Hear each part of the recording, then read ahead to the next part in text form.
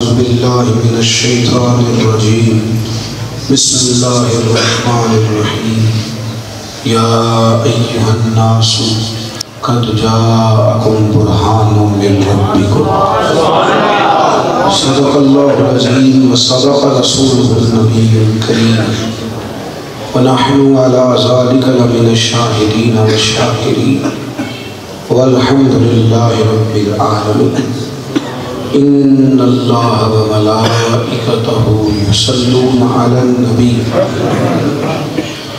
يا أيها الذين آمنوا صلوا عليه وسلموا تسليما الصلاة والسلام عليك يا سيدنا رسول الله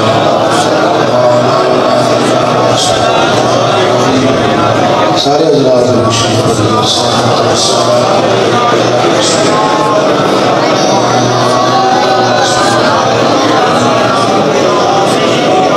اللهم صل على سيدنا ومولانا محمد معدن الجود والكرم وآلہ وبارک وسلم۔ حمد و صلاۃ کے بعد عالی مرتبہ علماء کرام، حاضرین و سامعین، محفل میلاد مصطفیٰ صلی اللہ علیہ وسلم کے عنوان سے سجی اس خوبصورت بزم نور میں میں اور آپ حاضر ہیں۔ حضرت مفتی صاحب نے ارشاد فرمایا، میں یہاں حاضر ہوا، دعا فرمائیں اللہ اخلاص کی دولت عطا فرمائے۔ قرآن مجید فرقان حمید نے ارشاد فرمایا یا ایھا الناس، اے لوگو، قد جاءکم برہان من ربکم، فرمایا میں نے اپنے محبوب کی صورت میں تمہارے پاس اپنے رب ہونے کی دلیل بھیجی۔ تمہارے پاس تمہارے رب کی طرف سے دلیل آ گئی۔ تمام مفسرین نے لکھا کہ یہاں دلیل سے مراد ذات مصطفیٰ ہے، ذات مصطفیٰ ہے۔ حضور سید عالم صلی اللہ علیہ وسلم اللہ کی ذات و صفات کا مظہر بن کے تشریف لائے، عطا بن کر، سخا بن کر، وفا بن کر، خدا کا نور اترا لامکاں سے مصطفیٰ بن کر۔ نبی کریم صلی اللہ علیہ وسلم کی جب کوئی ادائیں دیکھتا تھا نا، حضور کی شفقت دیکھتا تھا، کرم دیکھتا تھا، محبوب کریم سید عالم صلی اللہ علیہ وسلم کے انوار و تجلیات کو دیکھتا تھا، تو وہ فوری طور پہ سمجھ جاتا تھا کہ وہ رب کتنی شان والا ہوگا جس نے ایسا رسول عطا فرمایا۔ آپ اس بات کو سمجھیں، معرفت الہی حاصل کرنے کا سب سے بڑا ذریعہ ذات رسالت ہے، ذات رسالت ہے۔ اگر آپ حضور کی سیرت کو پڑھیں گے، حضور کے فضائل کو دیکھیں گے، بڑی ذمہ داری سے ناپ توڑ کے بات کر رہا ہوں، اہم بات کر رہا ہوں۔ وہ آدمی چاہتا ہے میں معرفت الہی حاصل کروں، میں اس کائنات کو سمجھوں، میں بکھرے ہوئے خیالات کو یکجا کروں، بہت سارے جو کائنات میں بند عقدے ہیں وہ میرے سامنے کھلے، بہت سارے منطقی فلسفی وہ سارے جو بہت ساری جگہوں پہ گئے اور گمراہ ہو گئے، میں ان گمراہیوں سے بچوں۔ اس کا واحد حل یہ ہے کہ وہ میرے نبی کریم کی سیرت اور صورت کو پڑھے، حضور کے جلووں کے قریب جائے، حضور کے فرمان دیکھے، نبی پاک علیہ السلام کی تمام احادیث، وہ قولی ہو، فعلی ہو، تقریری ہو، وہ قریب جائے۔ بڑی ذمہ داری سے عرض کرتا ہوں، جتنا جتنا حضور کے قریب ہوتا جائے گا نا، اتنا اس کا رب پر یقین مضبوط ہوگا۔ ہمارے علماء نے نا اصل میں چونکہ محفلیں تھوڑا اور روپ اختیار کر گئی ہیں، رنگ ذرا اور بن گیا ہے، تو لوگ اس کی افادیت سے آگاہ نہیں رہے۔ لوگ سمجھتے شاید محفل کرنا برکت کے لیے خالی ہے، اس کی بہت بڑی اہمیت تھی۔ ہمارے بزرگ جب حضور کے فضائل بیان کرتے تھے، خصائل بیان کرتے تھے، شمائل بیان کرتے تھے، آپ سمجھ سکتے ہیں کہ قرآن مجید کا پورا باب ہے نبی پاک کی شان بیان کرنا. اللہ کرے آپ کو سمجھ آئے میرے بات. یہ باب ہے قرآن پاک کا، باقاعدہ باب ہے. قرآن ایک جامع کتاب ہے اور بڑی تفصیل کے ساتھ بہت ساری چیزیں قرآن بیان نہیں کرتا. قرآن اجمال دے دیتا ہے، کھولتے جاؤ گے تفصیلیں ہوتی جائیں گی. لیکن نبی کریم کے فضائل قرآن مجید نے کھول کھول کر بیان کی. حضور کے چہرے کا ذکر بھی کیا، حضور کی زلفوں کا ذکر بھی کیا، مقدس آنکھوں کا ذکر بھی کیا. حضور جب چلتے تھے تو اس کا ذکر بھی کیا. پر میں آپ مسکرا ہی نہ گئے. میلاد کی محفل ہے اور میلاد کا موقع خوشی کا موقع ہے. گھور گھور کے ایسے ایسے نہ کریں، مسکرا کے اللہ کو برکت عطا فرمائے.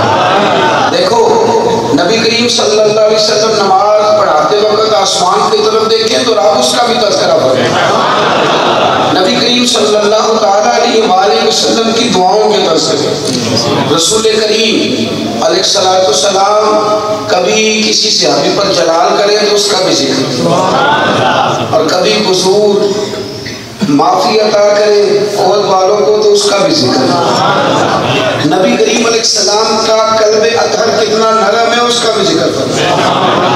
حضور سید عالم علیہ السلام کی علم کی بلندیاں کیا ہیں، قرآن نے اس کو بھی بیان فرمایا. آپ اس بات کو سمجھیں، یہ پورا باب کیوں ہے، یہ سارا کچھ کیوں بیان کیا. رب فرماتا ہے تم دیکھو اگر مصطفیٰ کی جلوے اتنے شان والے ہیں تو پھر تمہارے رب کی عظمت کا.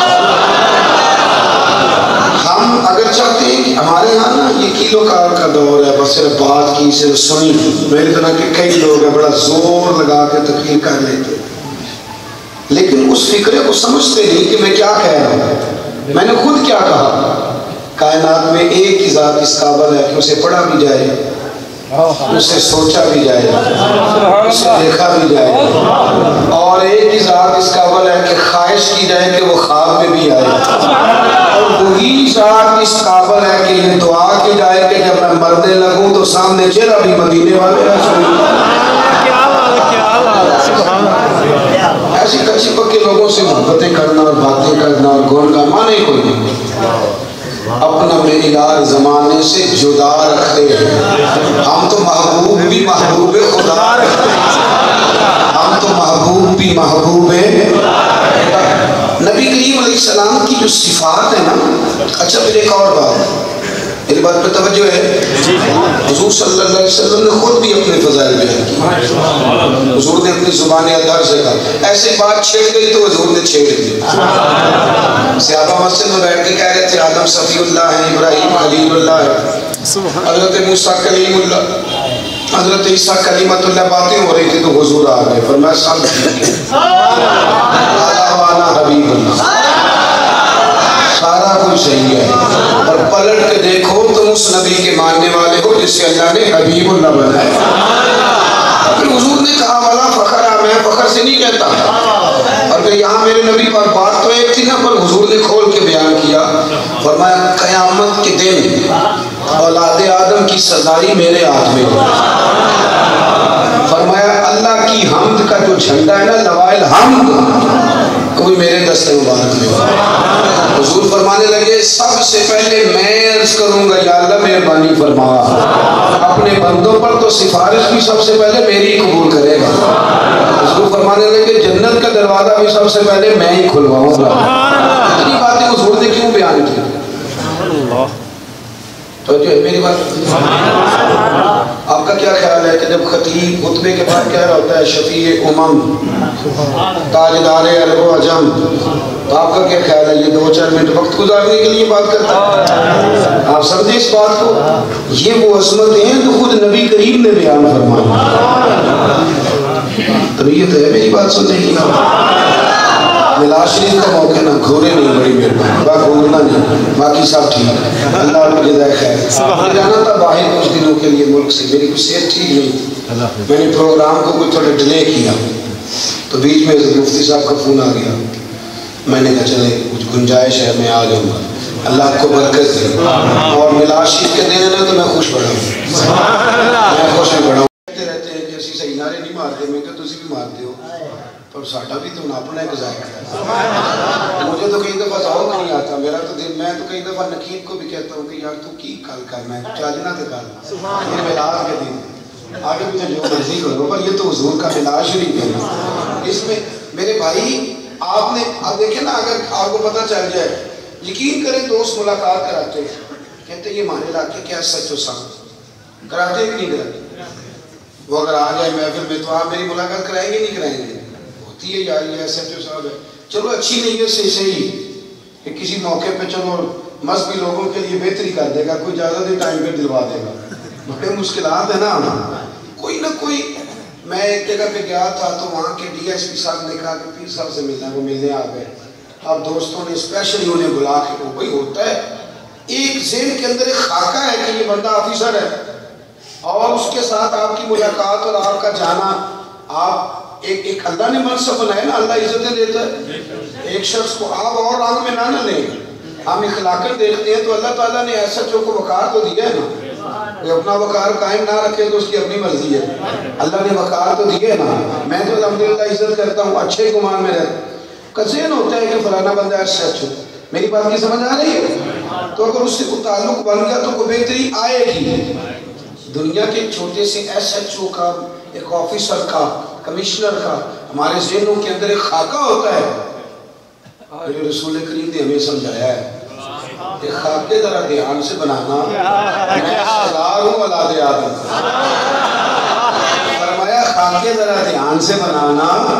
دنیا کے دروازے سارے کھلوا لیتے ہیں پر اگر جنت کا جانے کا شوق ہوا تو میرے پیچھے پیچھے آنا.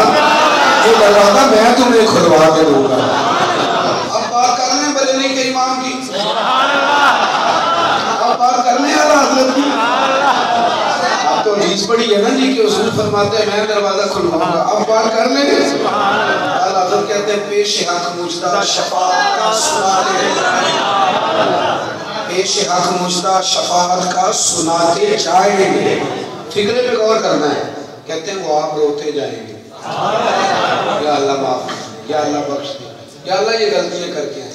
آپ روتے جائیں گے ہم کو ہنساتے جائیں گے. آپ کبھی لاجت دیکھیں نا اعلیٰ حضرت کی تو میرا کبھی کبھی دل کرتا ہے کہ شیر پہ پوری پوری کتاب لکھ ڈالا. اب یہ اتنا فکر ہے نا آپ روتے جائیں گے ہم کو. کبھی آپ اس کے پاس منظر میں تو جائیں کہ حضور ایک دفعہ روئیں گے تو اللہ حساب شروع کرے گا. دوسری دفعہ روئیں گے تو میدان پہ آسانی کرے گا. تیسری دفعہ روئیں گے تو پل صراط پہ آسانی ہوگی.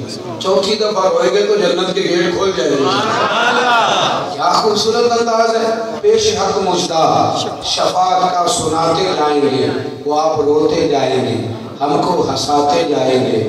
غور کرنا خالی شعر نہ سمجھنا. سیرت کی پوری کتاب ہے. فرمانے لگے باغ جنت میں محمد مسکراتے جائیں گے پھول رحمت کے گرے گے ہم اٹھاتے جائیں گے. پھول رحمت کے گرے گے. حضور جب مسکرائیں گے تو رحمت کے. پہلا شعر دیکھو اور دوسرا دیکھو. میں نے کہا کتاب لکھی جا سکتی ہے. پہلے شعر میں کہتے ہیں وہ روئیں گے ہم ہنسیں گے اور جب وہ ہنسیں گے پھر پھول جڑیں گے. اور فرماتے ہیں وہ بھی کسی اور کے حصے میں نہیں آنے میں بھی ہمارے حصے. اللہ کرے آپ سمجھیں. اعلیٰ حضرت فرماتے ہیں حضور روئیں بھی تو پھر بھی امت کا فائدہ ہنسیں تو پھر بھی امت کا ہی فائدہ ہے. ہر معاملے میں فائدہ کریں. میرے عزیز رسول کریم علیہ السلام کی جو ذات ہے نا. مجھے ایک یونیورسٹی میں تھا چند دن پہلے تو ایک بچے نے مجھ سے کہا کہ جناب نبی پاک صلی اللہ علیہ وسلم کے زمانے میں نا غلام بکتے تھے. تو کسی لبرل آدمی نے سوال کیا کہ غلامی ختم نہیں ہے. ایک آرڈر کر دیتے غلامی ختم ہو جاتی. اب یہ بھی ایک محاذ ہے اس پہ بھی لڑنا ہے. لبرل لوگوں کا جو محاذ ہے یہ بھی ایک پورا محاذ ہے. تو کہنے لگے جی میں نے کہا بھی چلو لبرل آدمی سے پوچھو جس نے یہ سوال کیا اس سے پوچھو کہ آج بھی جتنے لبرل لوگ کام کرتے ہیں ان میں کوئی آفیسر کوئی ماتحت ہوتا ہے کہ نہیں ہوتا. یہ سارے ایک برابر ہی ہوتے ہیں. گیٹ پہ کھڑا ہونے والا ماتحت ہوتا ہے. فائل اٹھا کے لانے والا کلرک اور مینیجر ان میں کوئی فرق ہوتا ہے. ہاں نہ تو کرے نا ہوتا ہے کوئی فرق. تو سب کا اسٹیٹس ایک ہے. میں نے کہا سن میرے نبی پاک کے زمانے میں جو غلامی تھی اس غلامی کا مقام کیا تھا؟ حضور کے جو جلوے ہیں نا وہ رب کے ہونے کا پتہ دیتے ہیں. حضور نے کیا سٹیٹس بیان کیا غلاموں کا. آج بھی جو بڑے سے بڑا لیبرل ہے غلام کے یہ حقوق کبھی بیان نہیں کرے گا, اپنے ملازم کا یہ حق کبھی بیان نہیں کرے گا جو صحیح حدیث میں میرے نبی نے بیان کیا ہے. حضور نے فرمایا تھا میں تمہیں غلاموں کا حق بتاتا ہوں, جس طرح کا خود کھانا اسی طرح کا انہیں کھلانا. لفظ سادے ہیں پر ذرا دیکھو نا سٹیٹس کتنا بڑا ہے. جس طرح کا خود کھانا اس طرح کا انہیں کھلانا, جس طرح کا خود پہننا اس طرح کا انہیں پہنانا.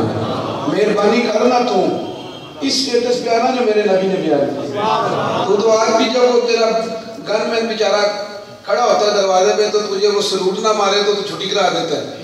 حضور نے کیا معیار بیان. اور پھر میں نے کہا دوسری بات یہ ہے کہ لفظ لفظ ہوتے ہیں, لیکن اگر اس لفظ کو عزت مل جائے نا, اگر اسی لفظ کو آپ کے معاشرے میں نا بڑی محنت کر کے لفظ مولوی کو رسوا کیا گیا, بڑی محنت لفظ علامہ مولانا یہ ہے نہیں رسوا, اللہ معاف کرے. قوم نے کوشش کی. آج بھی بہت سارے طبقات ہیں مولوی کا نام لیتے تو ہنستے ہیں, مولانا کہتے ہیں تو آپ ناراض نہ ہوئیے گا میں صحیح کہہ رہا ہوں, میں بالکل ٹھیک کہہ رہا ہوں. لیکن آپ کو پتہ ہے کبھی یہ لفظ علامہ مولانا مولوی اتنا معزز تھا.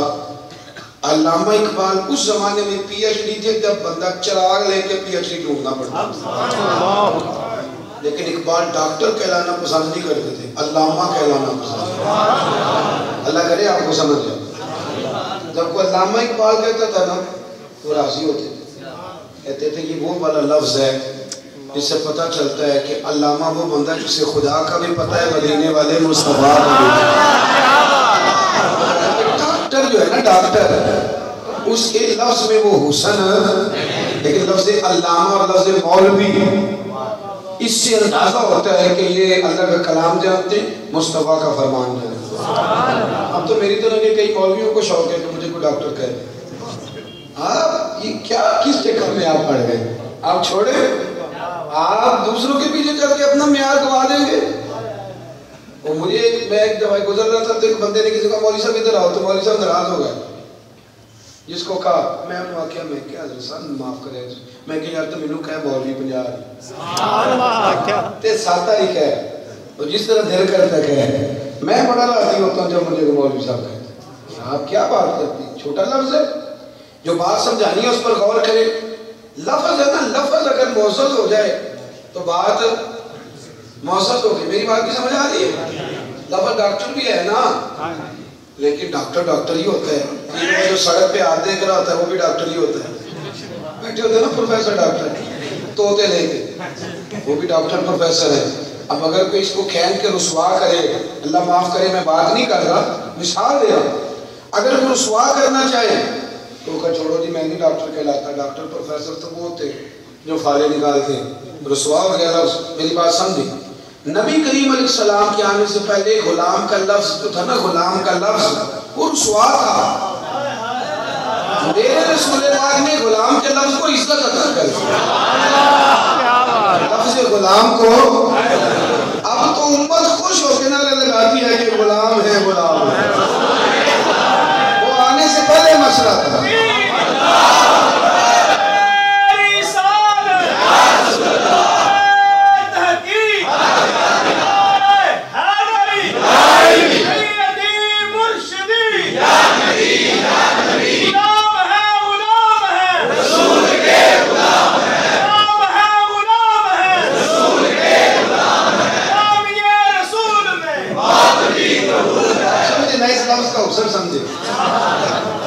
تجھے غلامی رہی, اور میں نے کہا تجھے پتہ ہی کوئی نہیں بھائی, 4 دن ہمارے نیڑے بیٹھ تجھے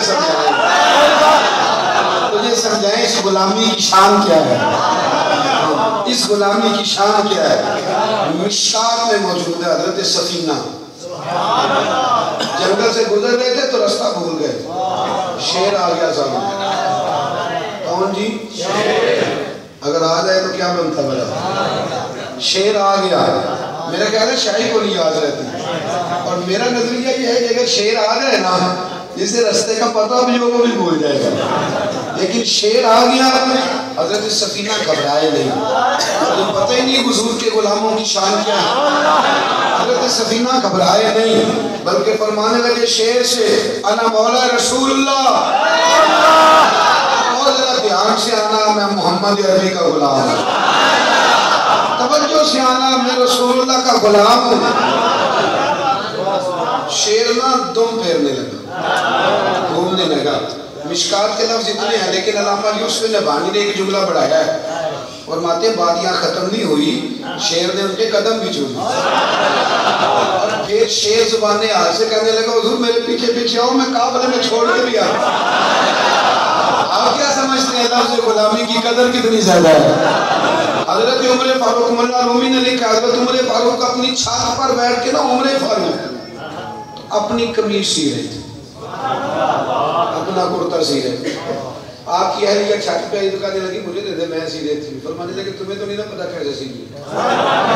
مجھے پتا ہے کہ پہلے ٹانکے کتنے لگائے تھے اب کتنے لگانے ہیں.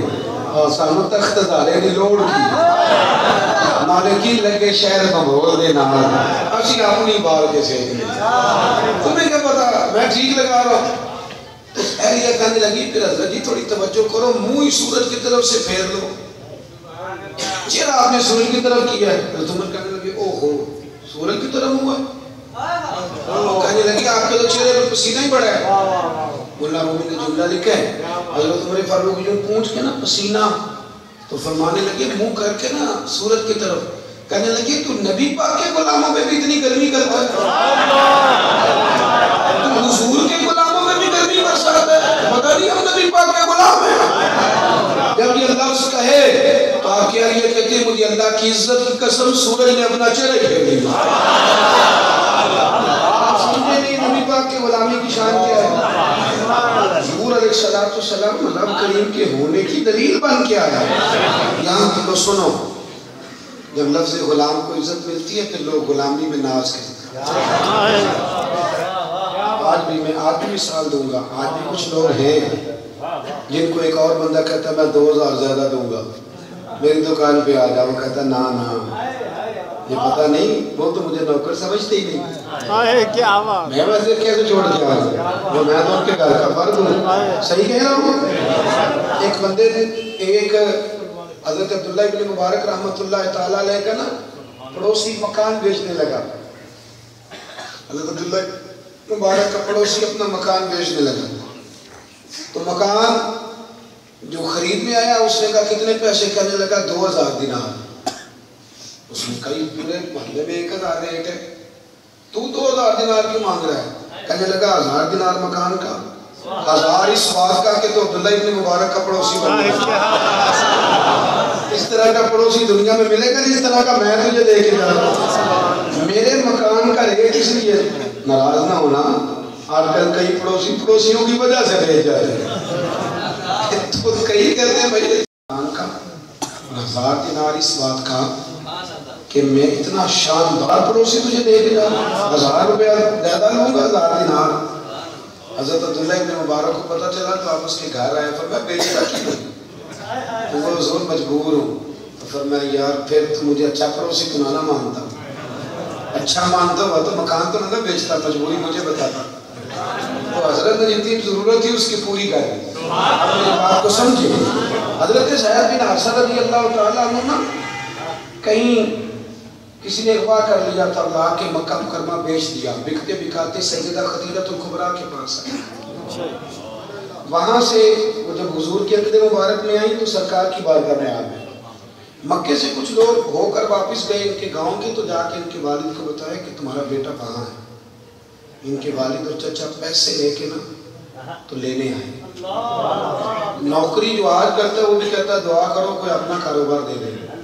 نوکری آج بھی مشکل ہے. اس دور میں تو غلامی ہوتی تھی لیکن دیکھو نبی پاک کی غلامی کا مقام کیا تھا. میرے رسول کریم صلی اللہ علیہ وسلم کی خدمت میں والد اور چچا پیسے لے کر کے آئے. اور آ کے کہا یا رسول اللہ یہ پیسے لے لیں. ابن اسحاق کہتے ہیں یہ اعلان نبوت سے پہلے کی بات ہے. ابھی حضور نے اعلان نبوت نہیں فرمایا. آ کے کہا پیسے لے لے اور دے دے. حضور مسکرائے. فرمایا میں زید کو بلاتا ہوں. اگر تمہارے ساتھ جانا چاہے تو پیسے نہ دینا، پیسے لے جانا۔ تو چچا کہنے لگا کمال بات ہے، آپ کیا بات کرتے ہیں کہ وہ جانا چاہے تو یہ بھی ہو سکتا ہے کہ غلامی چھوڑ کے نہ جانا چاہے۔ تو میرے محبوب نے گویا فرمایا، گویا مسکرا مسکرا کے ہوائیں کہہ رہی تھی کہ تمہیں پتہ نہیں نا غلامی کتنی شان والی ہے، پتہ نہیں نا تمہیں، تم یہاں رہے نہیں اس غلامی میں۔ حضور نے بلایا حضرت زید بن حارثہ کو، فرمایا یہ تمہارے والد اور چچا لینے آئے۔ ملے چچا سے والد سے، بڑا روئے، بڑے آنسو نکلے، بڑا دل کا بوجھ ہلکا کیا، اور جب اچھے طریقے سے طبیعت ٹھنڈی ہو گئی تو حضور نے فرمایا زید اگر تم جانا چاہو، تمہاری ماں بہنیں انتظار کر دینا، جانا چاہو تو میری طرف سے اعتراض کوئی نہیں۔ حضرت زید بن حارثہ دوڑے، حضور کے قدموں میں آ کے بیٹھے، یا رسول اللہ ماں بڑا پیار کرتی ہے، باپ بڑا چاہتا ہے، بہنیں بڑا پیار کرتی ہیں، لیکن جب ایک دفعہ آپ مسکرا کے دیکھتے ہیں حضور نثار کر دوں میں کائنات اس مسکراہٹ پر، یا رسول اللہ میں نے تو نہیں جانا، جو مرضی بھی ہو گئے۔ وہ گئے، بات سیرت نگاروں نے لکھا ہے، پر رہنے نہیں گئے، ملنے گئے۔ انہوں نے نا آزادی کو نبی پاک کی غلامی پر ترجیح دی۔ جب غلامی شان والی ہو جائے تو پھر وہ غلامی رہتی ہے، پھر وہ غلامی رہتی ہے۔ کیا بات کرتے، حضرت بلال حبشی غلام تھے نا، تو ڈیوٹی کیا تھی بلا؟ تھک تو نہیں گئے آپ لوگ؟ ڈیوٹی کیا تھی؟ نبی پاک کے سارے کام کاج گھر کے وہی کرتے، حتیٰ کہ کھاتے بھی انہی کے پاس ہوتے، دھار کس سے لینا ہے، دینا کس کو ہے، ہر شے انہی کے پاس ہوتی۔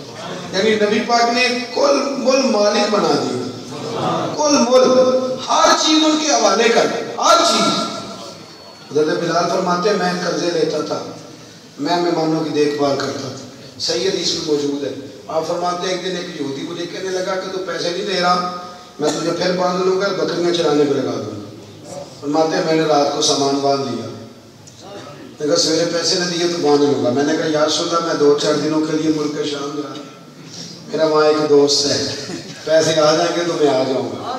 حضور مسکرائے، فرمایا جا سو جا۔ آدھی رات ہوئی تو حضور نے پھر بلایا، میں حاضر ہوا تو فرمایا نہ جانا کہیں بھی، اللہ نے بندوبست کر دیا۔ فرماتے پھر تو میں نے چھڑی لے لی، اور جو پیسے تھے نا سارے وہ میں نے باندھ کے تو پیچھے ڈال دیا ماں، اور جن کے پیسے دینے تھے میں دروازے کھٹکھٹاتا سویرے، میں کہا اٹھو دے دو اپنے پیسے۔ اتنا بڑا سٹیٹس حضرت بلال کا۔ حضرت ابو ذر غفاری کہتے تھے میرے منہ سے نکل گیا او بشر کے بیٹے، کس کے بیٹے تھے؟ بیٹے کس کے تھے؟ منہ سے نکل گیا وہ بشر کے بیٹے، نکل گیا۔ کہتے ہیں بلال ناراض ہو گئے، ناراض ہو گئے۔ ایک غلام ہے نا، حضرت بلال اپنا نام لکھنا نہیں جانتے تھے، کوئی ایسی خاص تعلیم، کوئی خاص ہنر، کوئی چیز جو دنیا داری کے لیے وہ نہیں۔ ایک طریقہ بڑا خوب آتا تھا، وہ تھا مدینے والے کو منانے کا طریقہ، وہ بڑا شاندار آتا، بڑا زبردست۔ حضرت بلال کو جو کہا نا بشر کے بیٹے، سیدنا بلال ناراض ہو گئے۔ حضرت ابو ذر غفاری کہتے ہیں نبی کریم کو پتہ چلا تو مسجد میں اسپیشل خطبے کا بندوبست ہوا، صحابہ کو جمع کیا گیا۔ جب جمع ہو گئے تو کہتے ہیں میں نے اتنا جلال ہی نہیں کبھی دیکھا، اتنا محبوب کے چہرے پہ اس دن دیکھا۔ حضور فرمانے لگے میں نے تو جاہلیت کی ساری رسمیں پیروں کے نیچے مسل ڈالی، لوگوں کو کیا ہو گیا؟ وہ بھی ذات پات کی بات کرتے ہیں، قبیلے تو تعلق کے لیے، کیا ہو گیا لوگوں کو؟ حضرت ابو ذر کہتے ہیں باقی ایک دوسرے کا منہ دیکھ رہے تھے اور میں ساری بات ہی سمجھ گیا۔ کہتے ہیں میں اٹھ کے سیدنا بلال کے پاس گیا اور میں ان کے آگے لیٹ گیا۔ میں نے کہا ابشر کے بیٹے اب اس طرح کر اپنا پیر اٹھا اور میرے چہرے پہ رکھ، میرے سینے پہ رکھ، میں لوگوں کو بتاؤں کہ تھے تو آپ ابشر کے بیٹے، پر جب سے مدینے والے کے غلام بنے ہیں اللہ نے بڑی شانیں عطا۔ غلامی کو حضور نے عزت، لوگ نا اپنے آپ کو محفوظ سمجھنے لگ گئے، جو حضور کے قریب آتا نا اپنے آپ کو، کوئی بات کروں عرض کروں، سخت لوگ تھے کہ وہ دنیا داری، پیسے، دشمنوں کے خلاف میٹنگیں، جنگ جو سارا کچھ، لیکن وہ سارا کچھ چھوڑ چھاڑ کے مسلحوں میں بیٹھ گئے۔ اب آپ کو سمجھیں یہ کیسے ہو سکتا ہے؟ آج بہت بڑا صوفی، بہت بڑا درویش، اس کو آپ صدارت کے لیے بٹھا دیں گا، ماشاءاللہ 6 گھنٹے بٹھا دیں، تصویر لینے تو مشکل ہو جاتی ہے۔ وہ بھائی لوگ مصحف پہ بیٹھ گئے، لوگ رونے لگے، بڑے بڑے دلیر بندے مصحف بھگو دیتے، آنسوؤں کی جھڑیاں لگ جاتی، لوگوں کی زندگیاں آباد ہو گئی، لوگ غریبوں کا خیال رکھنے لگ گئے۔ آپ سمجھتے نہیں کہ عمر فاروق جیسا تگڑا بندہ، دلیر آدمی، ایک وقت وہ ہے کہ ان کی لونڈی کلمہ پڑ گئی تھی تو عمر الٹا لٹکا کے مارا کرتے تھے، اور پھر وہی عمر ہے جو ایک نابینا بی بی کے گھر میں جا کے منتیں کرتے ہیں کہ سنا ہے تیرے گھر میں کام کرنے والا کوئی نہیں، اجازت دے دے میں تیرا جھاڑو دے دیا، میں تیرے برتن مانج دیا کروں، مجھے اجازت دے دے میں تیرے لیے کنویں سے پانی بھر کے لاؤں۔ یہ سارا کچھ کیا تھا؟ لوگوں کے دلوں کے اندر رب کی معرفت پیدا ہو، انہیں سمجھ آنے لگا، بات زیادہ کر نہیں پا رہا، آپ میرے گلے کی پوزیشن دیکھ رہے ہیں، سمیٹنا چاہتا ہوں۔ عدی بن حاتم کہتے ہیں میرے قبیلے پر جب مسلمانوں نے حملہ کیا نا تو حاتم تائی اس قبیلے کا سردار تھا۔ عدی کی بہن کہنے لگی کیا کرنا ہے، تو عدی کہنے لگا کہ وہ ہم سے بڑے وزنی ہیں، میں نہیں مقابلہ کر سکتا تو میں تو بھاگوں گا۔ حاتم تائی کی بیٹی کہنے لگی سرداروں کے بچے یوں نہیں کرتے، بھاگنا نہیں، مرنا بھی قبیلے والوں کے ساتھ ہے، جینا بھی ساتھ۔ ٹھیک ہے میں تو نہیں برداشت کر سکتا، کہنے لگی نہیں میں تو جاؤں گی۔ یہ بھاگ گیا آدھی، اور جاتے دفعہ کہہ گیا معاذ اللہ کتنے بڑے بادشاہ کا مقابلہ کر ہی نہیں سکتا، ان کی نظر میں معاذ اللہ بادشاہ ہے۔ حاتم تائی کی بیٹی کہتی ہے کہ جنگ ہوئی تھوڑی دیر، ہم کمزور تھے، گرفتار ہو گئے، میرے دل کے اندر بڑا غصہ تھا۔ ابھی بھی آپ سمجھ لیں جو آدمی جو ہوتا ہے وہ لسیدہ کی کام محمد پا جانا یا رونا، وہ اگر زیادہ غصہ کرے تو کبھی کبھی گالیاں دینے لگ جائے۔ تو وہ کہتی ہے کہ میں بڑے غصے میں تھی تو معاذ اللہ ثم معاذ اللہ میرے ذہن میں آیا کہ میں ایسے ایسے سوالات کروں گی کہ بوچھاڑ کر دوں گی اور انہیں جواب ہی نہیں آئے گا۔ کہتی جب میں نبی کریم کی بارگاہ میں گئی نا تو میرا رویہ سخت گردن اکڑی ہوئی، سردار کی بیٹی تھی، لیکن جب میں حضور کی بارگاہ میں، اور میرا اور میرے بھائی کا پکا نظریہ تھا کہ یہ بادشاہ ہے نبی نہیں معاذ اللہ، کہتے جب حضور کی بارگاہ میں گئی تو میرے ساتھ سے کپڑا اتر گیا، حضور جلدی سے اٹھے ممبر سے، ابھی تو سوال جواب ہونے تھے، نوبت ہی نہیں آئی، کہتی حضور اٹھے اور اپنے کندھوں سے مدثر والی چادر اتاری میرے سر پر، میری اکڑی ہوئی گردن خود بخود جھک گئی، اور ابھی اندر ایمان نہیں آیا تھا۔ حضور فوراً فرمانے لگے تیرے باپ میں مومنوں جیسی صفت نہیں، کاش مومن ہوتا۔ پھر حضور فرمانے لگے بتا تیرے ساتھ سلوک کیا کروں، یعنی میں دشمن تھی پر یہ رویہ کیا سلوک کروں؟ کہتی ہے میرے اندر سے آوازیں آنے لگی نہیں یہ بادشاہ نہیں، بادشاہ ہوتا تو رنگور ہوتا، میرے اندر سے آوازیں آنے لگی۔ میں نے کہا جی آپ مجھے آزاد کر دیں، کہا تو آزاد ہے؟ کہنے لگی میں سردار کی بیٹی ہوں، اکیلی نہیں جاؤں گی، قبیلہ بھی آزاد کریں، فرمایا کیا وہ بھی آزاد ہے۔ یہ واپس آئی اپنے بھائی کو ڈھونڈا، توجہ ہے میری بات پر؟ سو تو نہیں رہے آپ تو ادھر دیکھیں ذرا میری طرف، ڈھونڈا بھائی، حضور کو دیکھ کے آئی نا، جب تک دور تھی تو بات اور تھی، اب اللہ کی دلیل دیکھ لی نا، اب قریب آئی، اپنے بھائی کو ڈھونڈ کے کہنے لگی بھائی میں کوئی ایسے ویسے ماننے والی نہیں ہوں، تو بھی مجھے جانتا ہے، تو بھاگ گیا تھا میں پھر بھی ڈٹی ہوئی، میں مانتی شانتی کوئی نہیں، اور میں سردار کی بیٹی ہوں، میں نے زمانہ دیکھا ہے، دنیا دیکھی ہے، پر جس طرح کا وہ دیکھا ہے بالغل غلاب یعنی کمال بالغل غلاب کمال ہی کشفت دجاب جمال ہی حسنت جمیع خصال صلو علیہ، میں نے نہیں دیکھا ہی نا، وہ بادشاہ نہیں وہ نبی ہے تو مان جا۔ تو علی کہنے لگا میں عورتوں کی باتوں پہ نہیں لگتا، میں جا کے دیکھوں گا، میری نظر میں آپ بھی بات۔ علی کہتا میں آیا مسجد نبی میں داخل ہوا تو میں نے دیکھا نبی کریم غلاموں کے بیچ بیٹھے، ایک ہی پلیٹ میں کھانا ہو رہا ہے، سلمان فارسی بھی وہی کھا رہے ہیں، بلال حبشی بھی وہی کھا رہے ہیں، مدینے والے رسول بھی وہی کھا رہے ہیں۔ کہتے میرے اندر چوٹ لگی کہ جو غلاموں کے ساتھ گھل مل کے بیٹھے ہوئے ایسا تو نہیں تھا۔ پھر میری مسجد پہ نظر پڑی تو کھجور کے پتوں کی چھت، کھجور کے تنے کے ستون، میں نے کہا یہ سادگی بادشاہوں کی نہیں ہو سکتی۔ شیطان بھی بڑا ظالم ہے، وسوسے دینے سے باز نہیں آتا، کان میں کوئی نہ کوئی کہانی چھیڑتا ہی رہتا ہے۔ تو کہتے ہیں میرے کان میں اس نے پھر کہانی جڑی، کہنے لگا مسجد تو سادی ہے، گھر عالی شان ہوگا۔ آج بھی بہت سارے پیروں کی اپنی کوٹھی آباد ہوتی ہے، مزار ویسے کا ویسے ہی رہ جاتا ہے۔ ابا جی کا مزار جو ہوتا ہے نا اس پہ بالے رہتے ہیں، وہ مرید ہر سال چندہ دیتے ہیں پر مکان بنتا رہتا ہے۔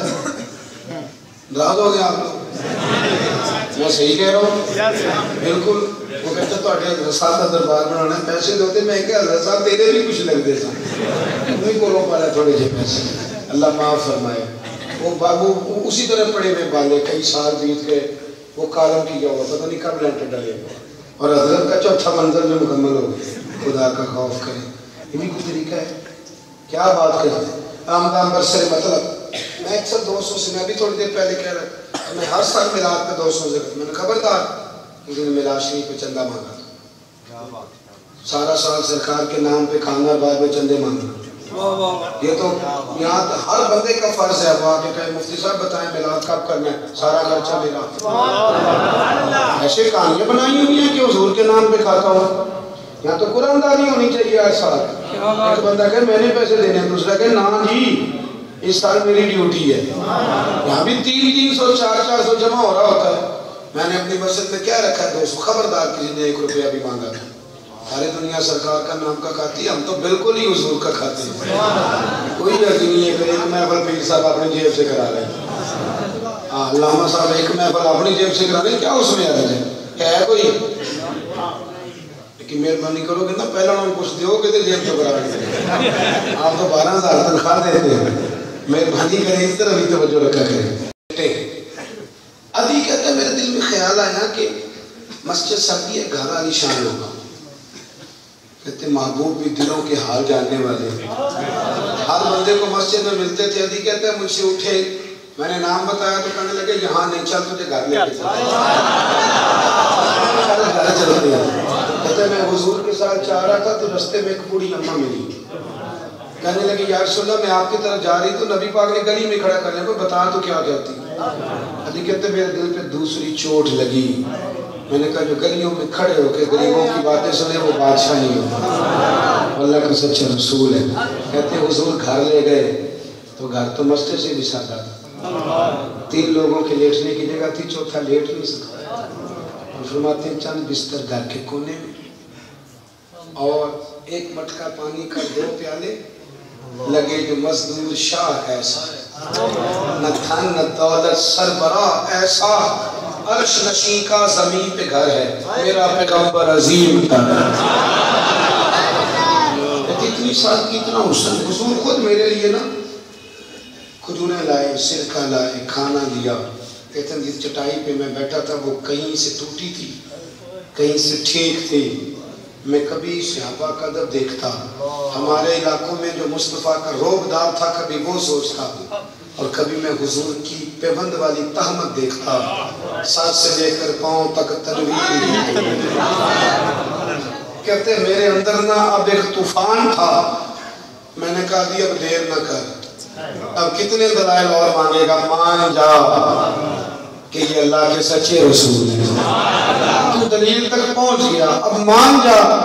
اب فرماتے ہیں نبی کریم علیہ السلام نے مجھے فرمایا اب جانا نہیں، تو میں اٹھ کے تھوڑا قریب بیٹھ گیا، میں نے کہا حضور آپ کہاں جا رہے ہیں، تو قدمہ پڑھنا ہے۔ میں اپنے دوستوں کو مشورہ دوں گا حضور کی سیرت پڑھیں، نبی پاک کی سیرت پڑھیں، حضور کی سوانح حیات پڑھیں، خزائل پڑھیں۔ میری آپ سے اپیل ہے کہ شفا شریف پڑھی، اردو ترجمہ مل جاتی، میری گزارش ہے ضرور پڑھیں گے انشاءاللہ۔ جنہوں نے پہلے پڑھی انہوں نے انشاءاللہ کہا تھوڑی مہربانی کریں، یہ نوجوان صرف آدھا گھنٹہ نہ آپ موبائل کم استعمال کریں، اللہ تعالیٰ توفیق دے، آمین تو کہہ دے۔ اور شفا شریف پر ایک میری گزارش ہے، مدارج النبوہ شیخ موقیتی بہت بڑے عالم تھے اہل سنت کے سید ابو البرکات شاہ صاحب مفتی اعظم پاکستان بڑے بیمار ہو گئے نا جب پڑھا نہیں جاتا تھا ایک بندے کو قریب بٹھا کے کہتے تھے مجھے شیخ عبداللہ کی مدارج النبوت سناؤ حضور کی فضائل سنوں گا تو کلیجہ ٹھنڈا پڑھیں گے انشاءاللہ تعالیٰ دو کتابیں مدارج النبوت 2 جلدوں میں اور اگر آپ سید غلام معین الدین صاحب والا ترجمہ لے لیں مفتی صاحب والا تو بڑا ہی شست ہے آپ کو مزہ دے گا خریدیں اور اگر آپ میری تھوڑی سی بات اور مانیں تو اس کی ایک حدیث روز پڑھ کے بچوں کو بھی سنائیں حضور کے فضائل معجزات کمالات اور پھر جو پڑھے نا اس کو پھر دل بھر ذرا سوچیں میری رائے یہ ہے کہ اگر یہ کام ہو گیا تو آپ دن بھر غصہ بھی نہیں کریں گے زبان میں تلخی بھی نہیں آئے گی میرا تجربہ یہ ہے کہ اگر آپ پڑھتے پڑھتے کبھی کھو گئے نا تو بھوک بھی ذرا کم لگے گی اور اگر کبھی پڑھتے پڑھتے سو گئے خواب میری بچ آیا ماہی میں وہ گل میں جپا لینا باواں دردی ماری اکھ بھی نہ کھولا کتے پھر بچھڑ نہ جاواں ایک درویش نے کہا تھا چر ہویا مینوں ترلے لیندے چر ہویا مینوں ترلے لیندیاں کدی موڑ میرے بل باگاں خواب میری بچ ایک بار جاوے میں ساری عمر نہ جاگا خواب میری بچ ایک بار جاوے ساری عمر اللہ کو بڑی برکتیں عطا آج آپ میرا بڑا دل خوش کر دیا بڑے سکون سے میں آیا اور مجھے امید ہے میں اسی سکون سے جاؤں اللہ کو ہمیشہ راحت عطا کرے برکتیں عطا کرے آخر دعویٰ